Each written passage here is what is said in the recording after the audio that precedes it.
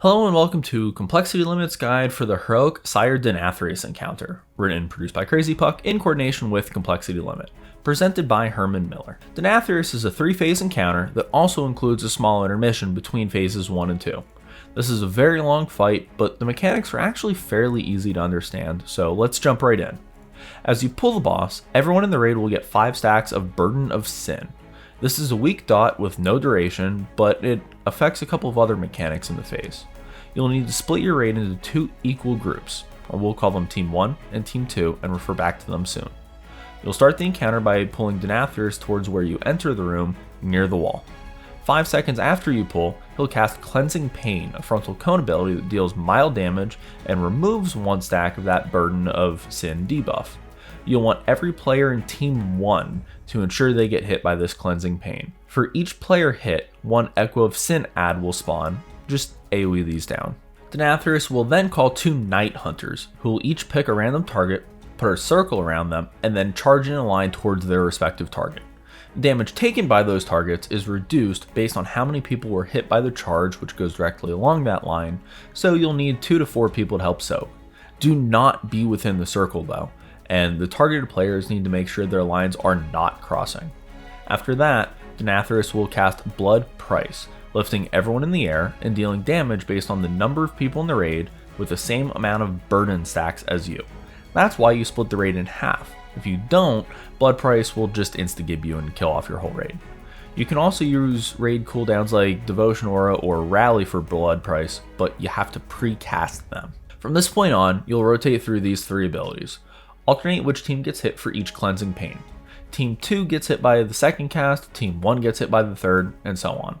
When Denathrius reaches 100 energy, his sword will glow in the middle of the room and place a red effect on 1/3 of the room. You'll need to move out of this by shifting clockwise to the north.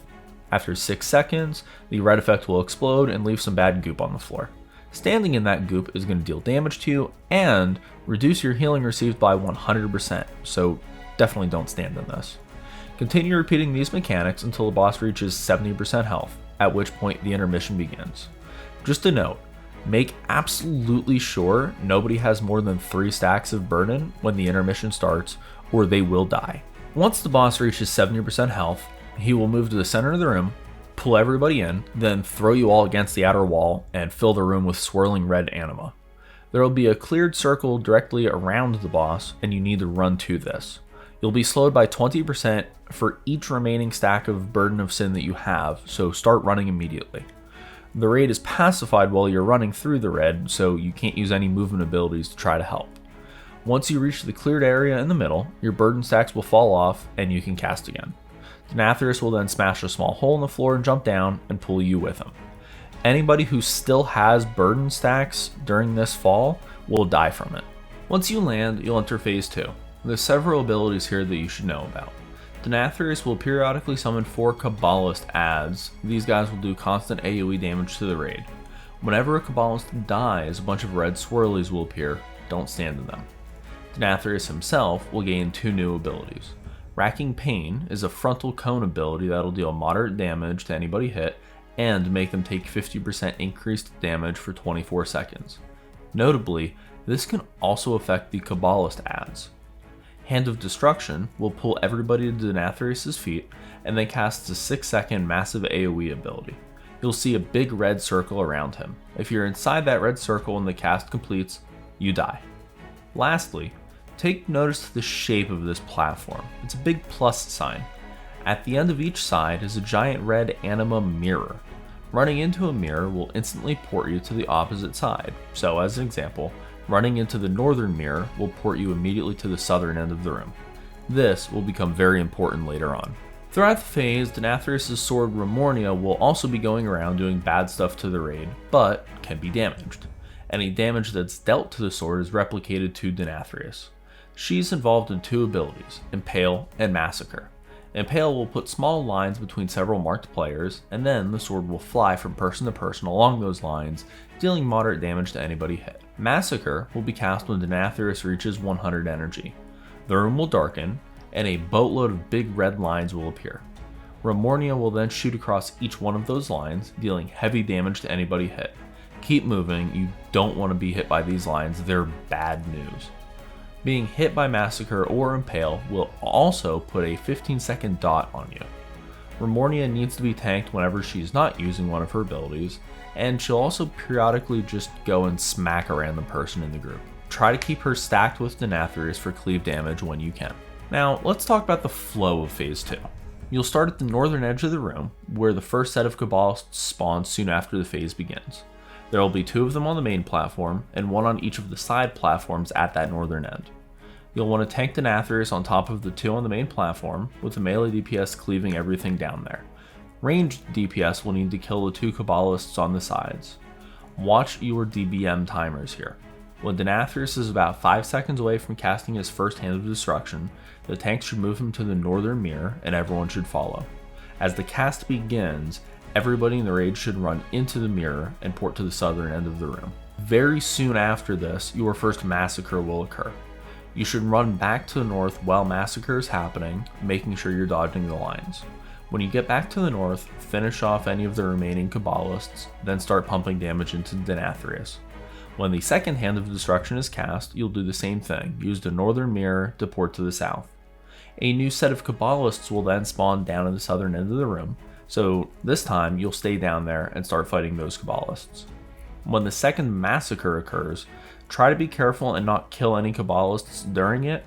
The swirlies that come out when a Cabalist dies, plus the lines for Massacre, is a lot of dodge. It's easy to get hit by something and kill yourself. As a note, if you're watching this video after week 2, your goal is to push into phase 3 before the third set of Cabalists spawns. During weeks 1 and 2, this probably won't be doable based on gear levels. Set number 3 of Cabalists will spawn on the east and west ends of the main platform. If you get them, your goal is to kill at least 2 of them before you enter phase 3. Upon reaching 40% health, Denathrius will run to the middle of the room, cast Indignation, and seal the outer edges of the room with Anima, which blocks you from getting back to the mirrors. He'll leave the middle of the main platform clear, which is where you'll be fighting him. Any remaining Cabalists will be ported inside the clear area. Phase 3 is basically a dance between a few abilities. They always occur in a set order, and after a few pulls you'll pick up the flow. You should lust immediately upon entering phase 3. First off, he'll now be wielding Remornia as his weapon, making him hit the tanks a lot harder and applying a dot to them. You'll want to taunt at 5 to 6 stacks. Shattering Pain is a series of 3 attacks of the tank over 3 seconds, followed by a knockback.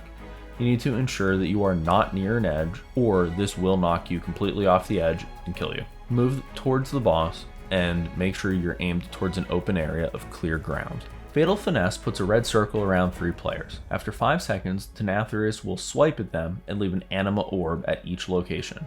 These Anima Orbs need to be soaked. It's the same kind of idea as the Phase 2 orbs from Shadhar.